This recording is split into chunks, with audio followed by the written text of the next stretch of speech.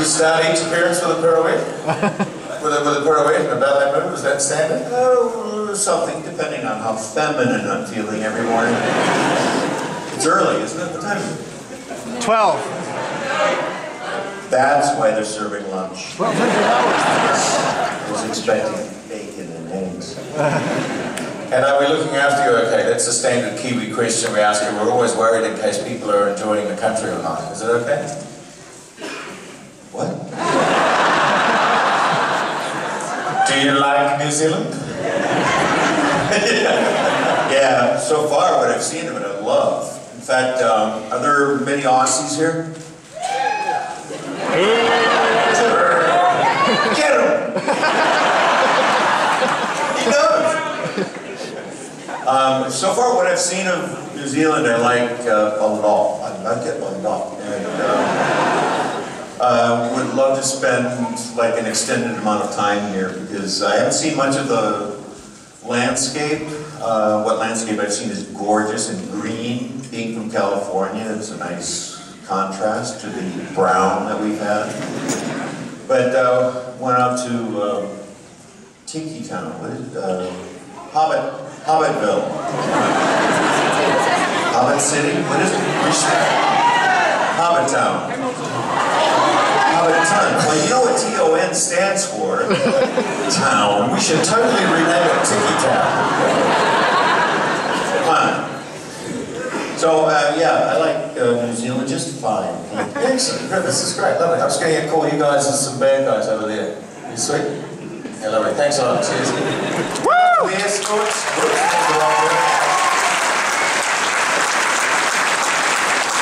I feel vulnerable now. And so, we're going to get to some questions soon because I'm sure people have a lot to ask. But I'm intrigued. You started as a doctor. Your first character on TV was a doctor. Wait a minute. In General Hospital. You're so upstaging me. I totally am. I know. Should we turn around and do this weird thing? No. All right, let's go forward. Here we go. You know what upstaging is, right? It means he's upstage, so I have to do this. That means you have to be back to the audience. My butt. So you started on stage as a doctor. I'm just going to kiss my ass. Come on, get up here. Good boy. Thank you. Yes, as a doctor in General Hospital, it was your first role. Yes. Oh, right. Well, yeah, first paying role. First role I ever had, I played a Thorndike Barnhart Jr. dictionary in grade school. I had a big box over me that was made up to look like a dictionary, and I had one of those graduation hats that had that big glasses on. Mind you, I was 7 years old, so I was looking great. My first line ever was, "Upon my word, Tim." Woo! Thank you. That's about the reaction I got. But yeah, General Hospital was the first kind of launch pad, I guess. Or no, actually it was the first steady job I had in California.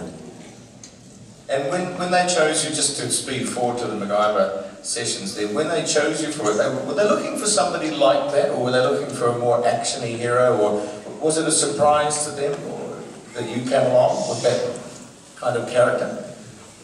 For MacGyver? Yeah. Well, they didn't know what they really were looking for, apparently, as the story goes, until I walked in the door and I was all, I'd been on my motorcycle, you all know the story for God's sake, and I was wind blown and wearing my leather jacket, and I walked in and asked them if I could wear my glasses during the rehearsals, or the reading, so I could read it. And I think that when they tell me, Henry Winkler tells me that that was what put them over the edge, and they all looked at each other and said, "He's our boy." He's a windblown guy, he must be it. Well, yeah. He doesn't care if he's, there's no vanity involved in him, and I think that's what they're looking for in MacGyver. I thought that was a good thing as well too, because the character, when you played it, there was no ego, there was no vanity going on. Everything was just kind of like, just went ahead and did it. At times it was almost like you didn't realise the camera was there. That's what I found was quite good. And that was convenient. For dramatic effect. And I suppose are there any times there where you get those feelings? I mean, I'm sure you get asked that all the time there, but when you're fixing something at home, you're just going, oh, look, just, you pull out the duct tape, you're like, really? Do you get those moments? Well, when I'm dialing the phone to get a plumber to come over, or an electrician, I think that all the time, if the phone's not working. No, to answer the question that everybody wants to know the answer to, I'm just as clever as MacGyver was. And they all know it, look! Fantastic. Well, we might get into some questions here. It's about you guys anyway and the things you want to ask. Can we start with this over here? Question one. Hi, I actually have two questions. Some of us have managed to watch the first episodes of Stargate this morning. Did you have any say at all in them having Amanda Tapping saying that they MacGyvered something together? No. Nothing. They sprung it on me and it was all real cute. Well, thank you. My second question is, if there was a TV program that came to you and said, what TV program would you drop absolutely anything for and go, yep, tell you what, I'll be in that? Well, I don't know what, have you guys gotten, you all like have cable or satellite dishes here? There's one called The Nick. Anybody? Yeah. Oh yeah, great concept. And also The Americans. Oh yeah. That's like, I like spy stuff like that, and like real credible spy stuff. I was watching a movie the other night with John Cusack in it, I think called Numbers. Yeah? You guys are so learned. We're a long way away. Things like something. But things like that. Thank you very much. You're very welcome. Hi, welcome. It's really great to see you and hear you after a really long time waiting. I gotta be invited. I'm not just gonna jump. My question is about the infamous season 4 episode Window of Opportunity. Yeah. You have to remind me. Time loop. Time loop. Groundhog Day thing? Yeah. Go on. Out of all the scenes we saw in the episode of you and Chris Judge, doing your thing, as it were, how many of those were filmed that we didn't get to see? Especially the ones that relate to your little smile towards Amanda Tapping at the end. Wasn't so little, was it? Oh wait, are there kids in it? Very small. Can I see your ID, please? She's doing homework, I'd love it. What? Any little extra ones that they decided not to put into the final episode? Well, they being any extra? Me? You didn't. No, I mean, Monterey. pretty much was written and we did, because by that time in the show we were kind of, it was becoming a grind and to catch up and stay as current as possible as we could with scripts. So there was a list of shots that we had to get to help the passage of the same time over and over again, and we just kept expanding it because as in a Groundhog Day situation, you do repeat the first activity. So I think MacGyver was it? Jack O'Neill. Wow, I'm back. He'd start taking liberties with good old Sam, he eventually, kissed nicely on the lips. Woo! It's as far as, you're a dirty bugger. You see your thoughts right in the It's getting strangely sensual here. No, we used every inch of film. Every. Okay, question here.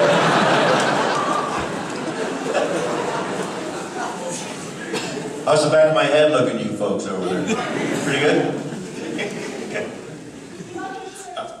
My question is sort of to do with the same window of opportunity episode, and it always repeats and always starts off in the mess hall where Dr. Jackson is asking Colonel O'Neill a question, but we never actually get to hear what the question is. Was it ever there in the script, or was it just, you know, not there?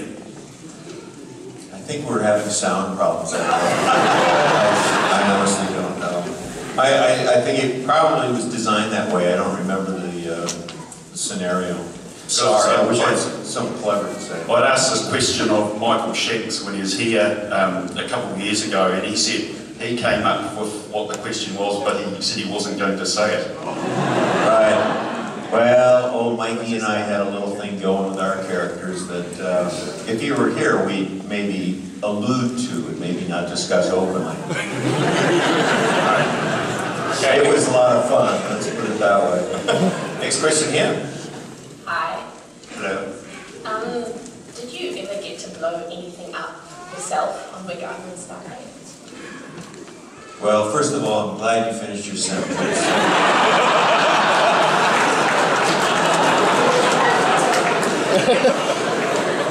And what do you mean by that? Like, did you ever actually get to press a button that blew Of everything? course! All the time. Sometimes on camera. It was a great job, I'll tell you. Did you and Michael Shanks actually get along? What do you mean by that? Because you guys are always arguing on set, so did you get along? You're always still very argumentative. Well, quite famously, you had, I mean, it helps to get along with the person that you're not getting along with on camera. That way you have a rapport and you can play off each other. It's called acting!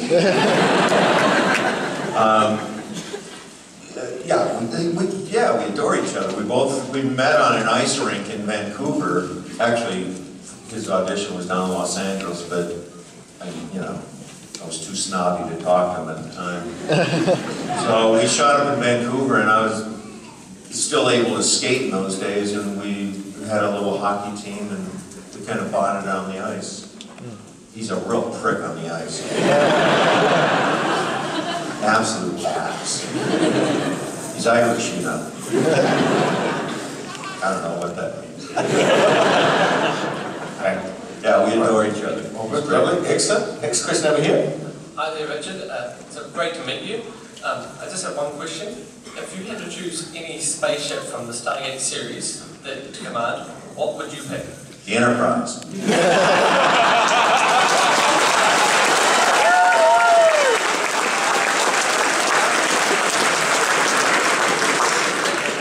I don't know, wasn't there one that had number 365 or 325 or something in it? 302? Fine. It's fine. 3, 3, 4, 3, 5, yep. I'm sticking with the Enterprise. Thank you. Good, lovely. Next question. Hi, Richard. My question's kind of about MacGyver and Stargate. Working with Donnie Davis on both series, how different was it? With who? With Donnie Davis? General Hammond. Hammond! Don Davis. Yeah. Okay. How different was it on MacGyver to acting with him in Stargate? Like being, because I think he was a stunt double or something from Dinner and Clear. Yeah, he started out, I first met him, he was a stunt double for somebody for Dan Elcar. Yeah. So, met him there, and then, then he was an actor back then too, so he was just kind of helping us out for the MacGyver. I think he fell in the water or something for us.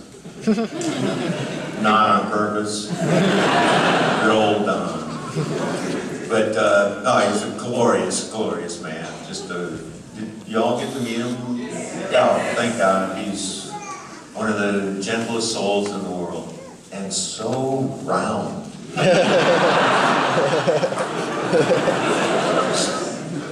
He would be a good stunt double for them in Auckland. I was thinking that they would match quite well. It's nice.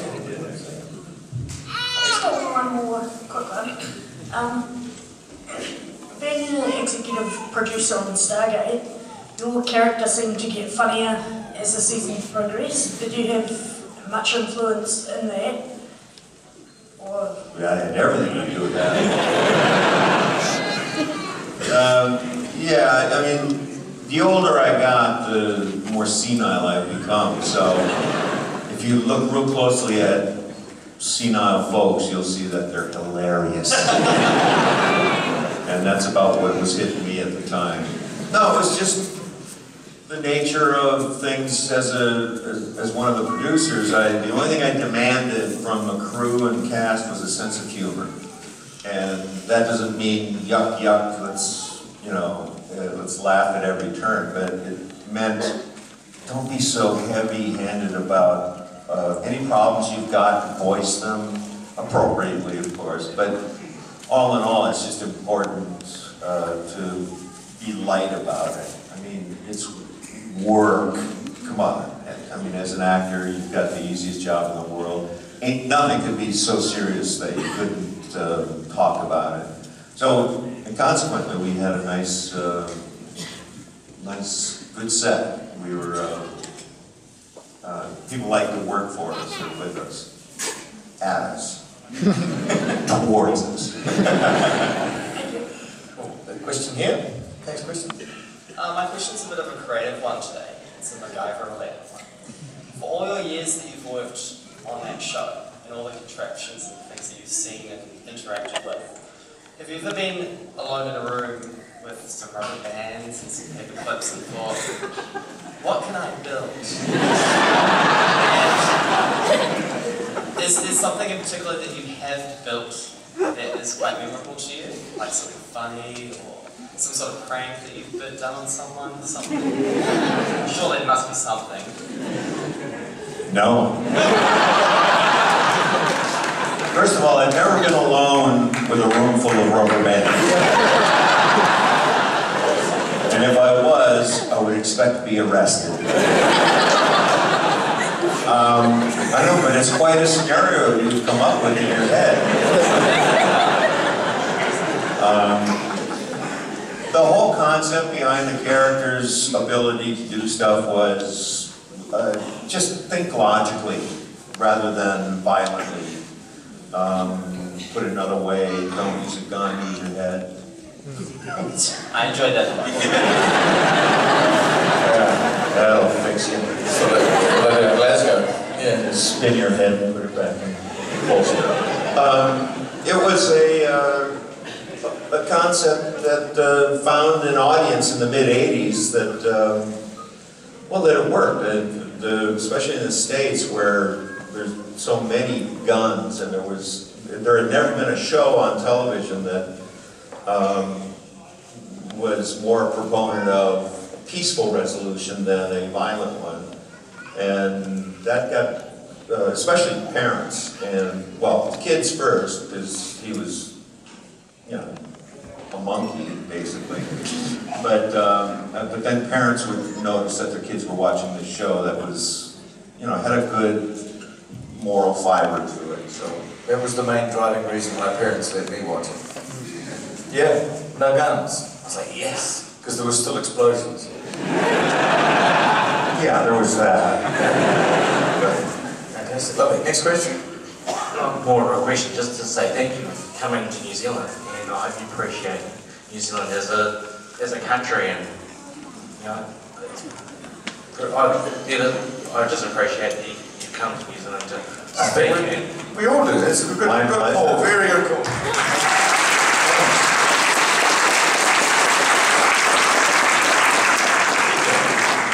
If there was some land for sale near Hobbitville, or Ton, I'd live here. What a beautiful place. Here we are, right. Okay, real estate agents here. Next question here from it seems like Jack Sparrow. You had Teal'c with you in MacGyver, and you were teaching him martial arts in MacGyver. Did you recognise him, and did that play a role in him being in Stargate, or not? No, I didn't recognize him, and it drives him nuts. I love it. Seriously. Because I made him in Wellington. I'm sorry. But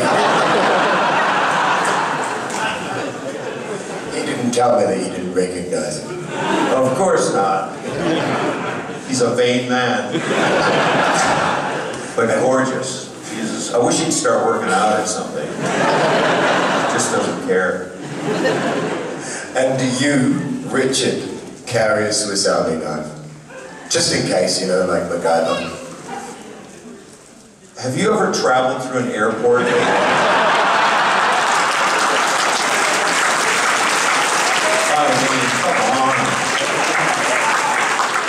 I just always wanted to ask that. You live a very sheltered life. No. Well, my father used to say, I wonder if he actually carries a Swiss Army knife. So now I can say to my father, no, he doesn't. I'll tell you what, it depends on the situation. Put it that way. If I'm on a really hot date, I'll bring it. No idea what that means. I have no idea what that means. Wow, we're all confused. Excellent, lovely. Next question. Yeah, hi Richard. In the first series, how did you feel about taking over the role from Kirk Douglas from the movie? Kurt Russell. Well, that's such a setup, but do I look that old? Really? You mean Kurt Russell? Yeah. Thank you. You look a little like Dan Aykroyd. Or Don Davis. You're exceptionally round yourself. It's very attractive. It was great. I mean, there was no problem at all. First of all, I was allowed to make the character my own for the television show with respect to what had been established by Mr. Douglas. There were just some adjustments I made along the way. In fact, I've met Kurt a couple of times, and Goldie 3 times, which, you know, it's another matter. And Kurt, he was shooting in Vancouver where we were, and he just came over to our set, and we met and chatted, and he said, love what you're doing, man. He was doing some movie where he played Elvis 3000 or something like that. And so he was all in a big bouffant, you know, greased down, and he said, well, you're doing a pretty good job with what you're doing there too. But you know, he was happy with what had happened to the franchise. He'd seen some of it. He said, good job, man, good job. Cool. Okay, hang on. Follow your mind. Yes? Yeah, because it's sort of like everyone forgot about him in the end, and you sort of went on to make it your own. Well, yeah, that comes with longevity. I mean, the longer you're doing something, the more people are likely to remember it. But no, Kurt was the first guy. The man. Excellent. Next question. There's no way I could get my hair to do what his did in that movie. So I had to make it my own. Yes, hello Richard. Thank you for coming to see us. Pleasure. Yeah, a couple of quick questions. The first relates to a TV series you did for a short time called Legend with John Delancey. Thank you. Yeah. Do you think that if that show came out now, it would do better than it did? And secondly, I remember years back when Don Davis came to see us, I was his minder at the time, as you were saying, he was a lovely man. Do you think that having a cast, a large ensemble cast that gets on really well, even when some of the co-stars change out, do you think that's quite important to the longevity of a show, particularly one that runs like 10 years or so? Well, stands to reason. I mean, I can't think of, or maybe somebody else can, think of a notoriously contentious cast that lasted a great long time. But anybody? Dallas? Dallas? They didn't get along? Well, that's part of the soap opera that is Dallas. So, well, for us it was just natural. Nobody wanted to come to a set, crew included, that was full of snarkyisms and you know, backstabbing and negative vibrations, and I'm speaking so ethereally right now. I'm getting dizzy. The vapors.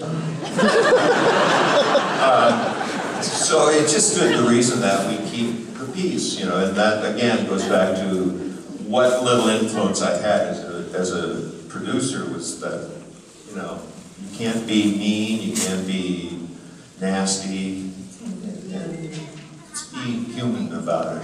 Well, not so human that you know, get violent or anything like that.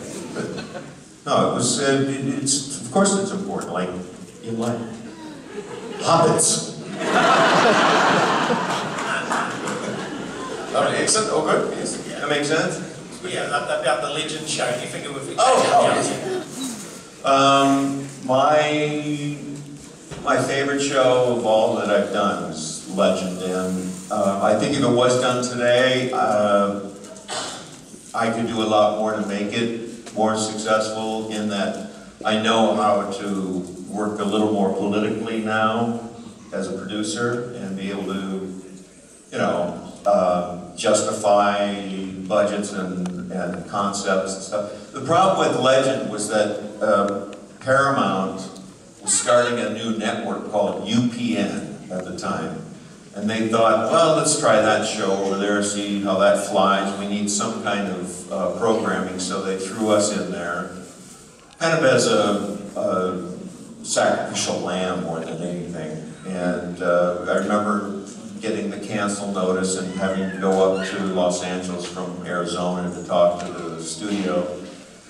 And the head of the studio took me to lunch and made sure everybody in the room saw that I was sitting with her at the table and that everything was okay, even though we had been canceled. And I asked her directly, why did you cancel Legend? And her response was, well, it was just too dusty.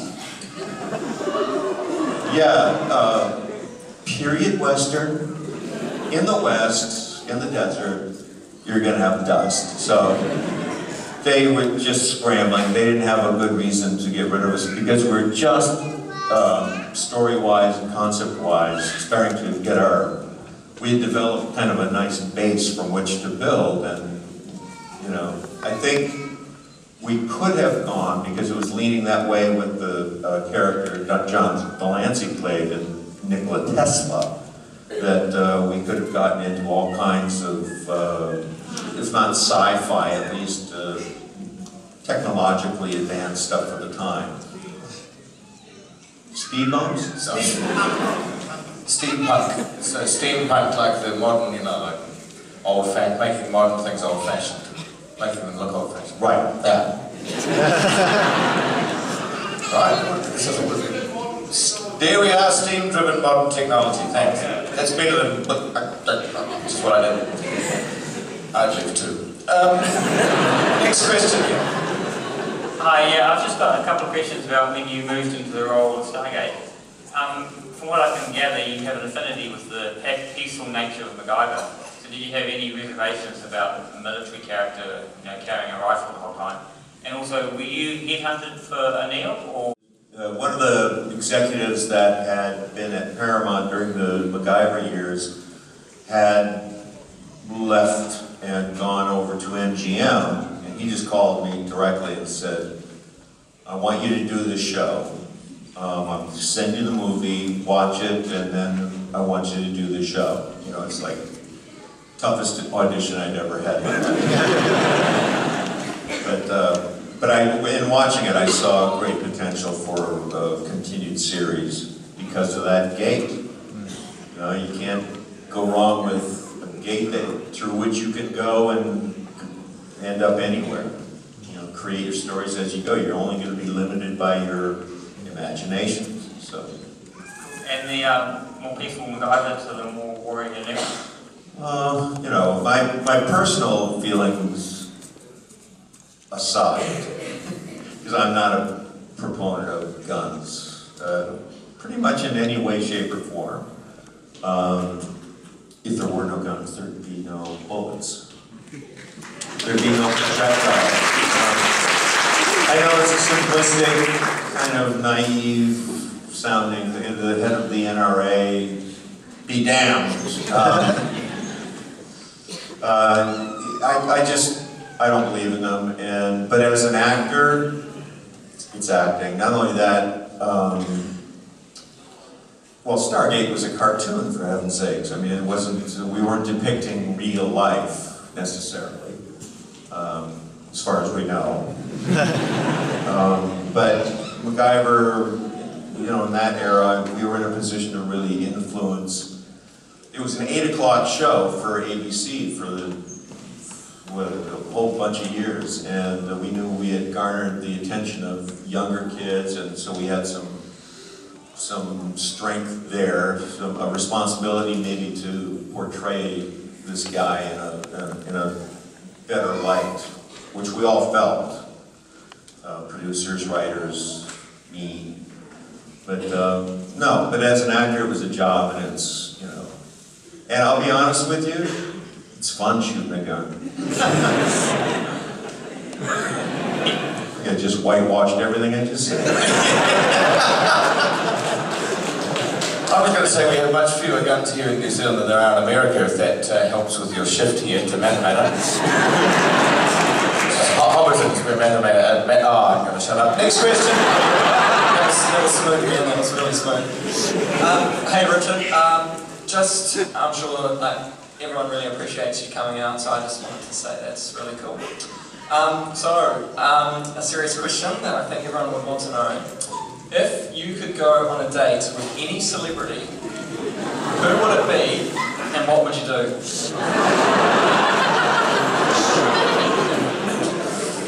Well, second part first, none of your business.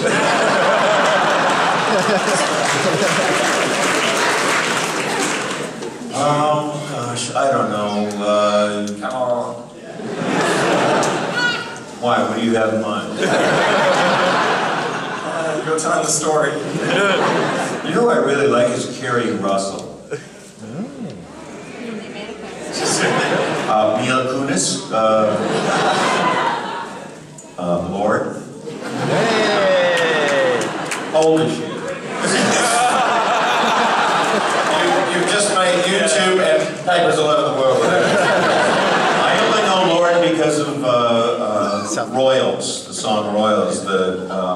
There's an a cappella group that my daughter goes to high school, in which there's an a cappella group that sings that song as part of an album they put together. Anyway, they're just glorious. They're just beautiful. These are high school guys, really, under the direction of a very talented producer. Is what are they called? Somebody know the name of those guys? That's right, the what? The which? The Pentatonics, that's right, that's them, yep. Exactly, like Pentatonics. Exactly like, well, not quite as professionally honed. Right? But yeah, that's the same idea as the Pentatonics. And were you asking about girls? Well, you know, I'm guessing that's what you're into, but... I got a couple of nice dogs at home I'm looking forward to seeing. But we live together, so... Cool. Thanks. I'll keep thinking if somebody comes to mind. He's so happy with his answer. That's awesome. This one here. Yeah, g'day. I was just wondering what your personal process was as an actor towards approaching each role. Say that again.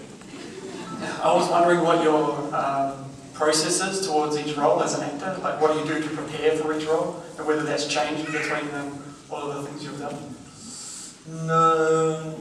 No. I mean, I spend time. My greatest tool is time to spend with a script, and my daughter's acting now. She's damn good. Dang it, she drives me nuts.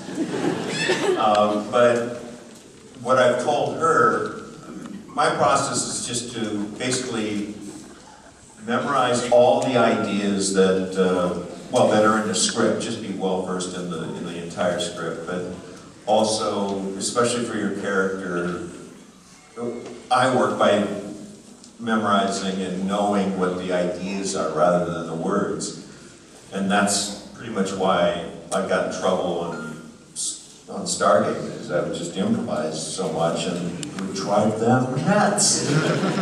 But ultimately, would bring things around. But my process is just, I don't know. It's nothing formal. I can't give it a Stanislavski or that stuff. But I don't know. It just comes to me, man. Can I ask, as an adult, was there much ad-libbing in MacGyver? You say there was ad-libbing in Stargate that you could play. It's fun to be left to play, isn't it? So you just dream up things, bounce ideas around. Was that the same with MacGyver and earlier roles? Not so much. First of all, I don't think there was as much dialogue in MacGyver.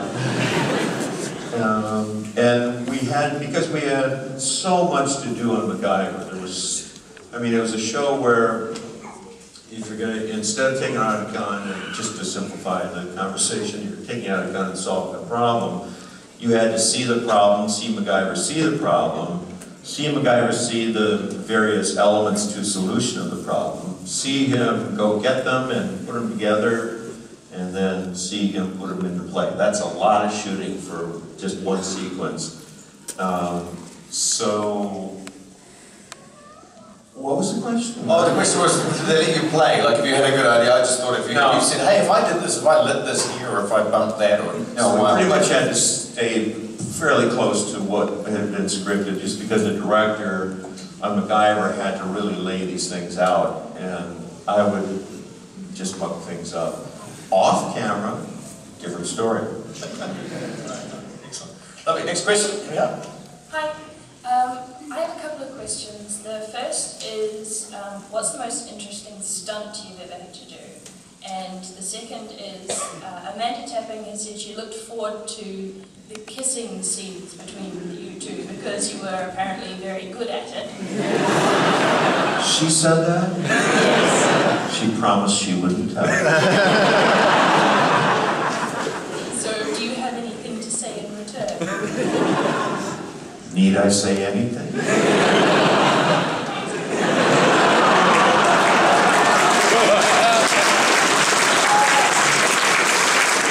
That was nice. Good to see. It's always nice to have a scene like that and then, on purpose just screw it up somehow so you can do it again. Or, if you don't get along, have to do it again. But, no, yeah, that was... Well, it's always fun kissing a pretty girl. Are you kidding? What's your question? My other one was, what's the most interesting stunt you've ever had to do? Well, early on we used to do these little, I don't know what they're called, they're like little beginning, like in the very beginning we do a, what's it called? Cold opening? Well, sort of, but not quite.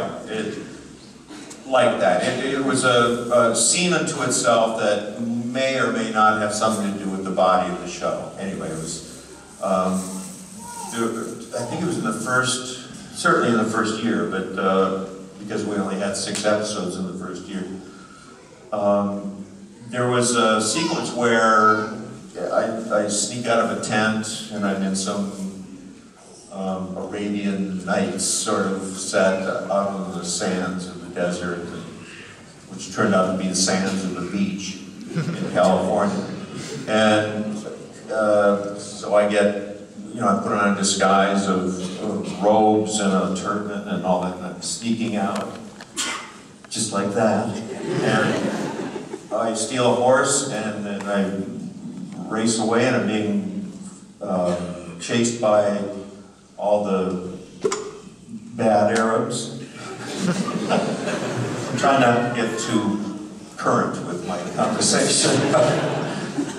But there I was, running down the beach now on this horse, and bad guys coming at me, and from behind and over them comes this helicopter, and with a big long tether and a hook on the bottom of it, and it flies over me, and I'm still running, grab the hook, put it onto a loop on the saddle, and up I go. And they wouldn't let me do the whole thing all the way up over the ocean, which just looked great. But I got to do like about 20 feet off the ground before it was great. So you had the horse in the air? Yeah, initially, but then they... Oh, that's... Any height with a horse in the air is awesome. Well, yeah, I felt for the horse, but the horse just kind of loved it. Like, you see him on the camera, just kind of go like this and then... Oh. Not bad. Landing gear up. No pressure on the knees. Good. All right, this is so much fun. We can only have one more. Is that right, Peter? Sorry about this. The lady's been waiting so patiently here. Just wanted to know, what was it like doing the scene with Don DeLuise? And do you really, truly love The Simpsons? Don DeLuise was impossible to work with. I mean, he just, thank God his son was directing that episode because he could talk to him. Don was all over the place. I don't think he could memorize a line if he really tried. He was just out of his head. And I, in working with him, realized that maybe I should be a little more controllable on set as well. Because you've got to ultimately say something that progresses the scene. But Don was just such a comedian, and a genius, by the way, and adorable, but oh my God, come on, say the line. Eventually. But his kid was directing, so he could take him aside and say, Dad, come on. So that was fun. But and The Simpsons, my God, it's my life, my dream come true. Little boy's dream come true to do that episode of The Simpsons. And thankfully we had sense enough to hire Dan Kessel and Ed to come up and do an episode of Stargate. And he and I had lunch just about every day there. I was short of swooning in front of him. We got to chatting, and he asked if I'd ever be interested in doing an episode. He and his wife wrote together, and they wrote after our conversation, they wrote a script that included the character of MacGyver. So I was so honored, and it was such I was nervous. It's just I'm surrounded by all these genius voice actors and my idols. I'd like to do that for a living now. Just sit around and talk. It would be so much fun. Can I just say that we would love to have you come and live with us down in the Waikato too sometime. Okay. There you go. Can I ask you that? It is indeed. Ladies and gentlemen, it's been an absolute pleasure having you here, Richard. Thank you very much indeed for coming along.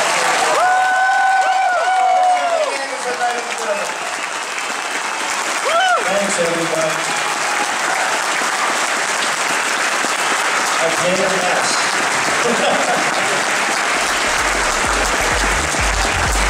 Thank you so much. Thank you so much.